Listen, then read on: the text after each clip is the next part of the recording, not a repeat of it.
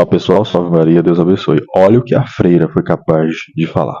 Castidade, não fazer sexo. Aí dava uns livros pra gente ler que falava, a castidade é uma oferta de amor a Deus. Você oferta a sua vida a Deus. Sempre é falado sobre isso. Nunca se falado sobre desejo sexual. Não tinha esse tipo de diálogo. Porém, aí eu vou revelar uma coisa assim que é muito... Gente, é muito polêmico. Quando a gente fazia votos perpétuos, elas faziam tipo um trote. Sabe trote de faculdade? Eu odiava. Em todas as fases tinha esse trote, mas no votos perpétuos era pior. Então assim, não se falava sobre sexualidade. Mas elas nesse trote ficavam colocando gelo nas nossas partes íntimas. E eu achava aquilo o cúmulo do absurdo. As ideias. Sim, eu achava aquilo ridículo.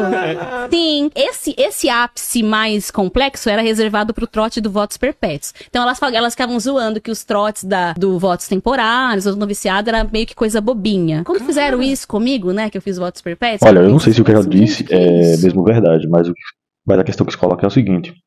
Quando eu postei aquele vídeo a respeito dela falando mal do Frei Gilson, de alguma forma, choveram comentários a respeito da conduta dela no convento, de moças que conviveram com ela, aqui no YouTube e lá no Instagram também.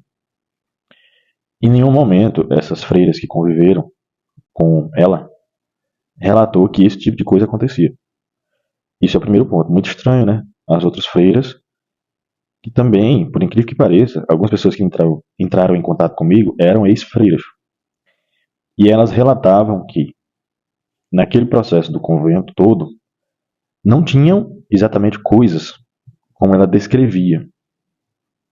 Essas freiras relatavam o seguinte, ex-freiras, para mim, que elas não tinham a vocação, saíram e tudo mais, mas que, no entanto, elas compreendiam que o que elas estavam vivendo lá no convento era algo verdadeiro e que deveria ser daquele jeito mesmo, que não devia ser de outra forma. E que não tinha esse tipo de tortura, esse tipo de coisa que ela descrevia, mas que tinha uma vida regrada, como em todo convento deve ser.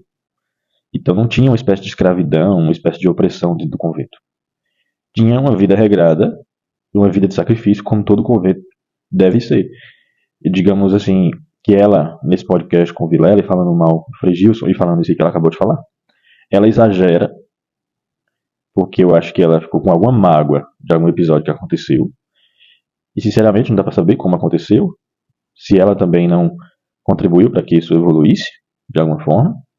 Como eu disse aquela outra vez, será mesmo que ela ficou calada a respeito de algum debate, alguma discussão com alguma superiora dela? Madre superior? Então essa é a reflexão que a gente tem que fazer. Mas é muito ruim ouvir essas coisas porque trote, esse tipo de coisa, e mais questão sexual, não é uma coisa que a maioria das pessoas imagina que acontece no convento. Né? E eu creio que não é verdade, que não foi bem assim. Rezemos e fiquemos atentos. Deus abençoe. Salve Maria.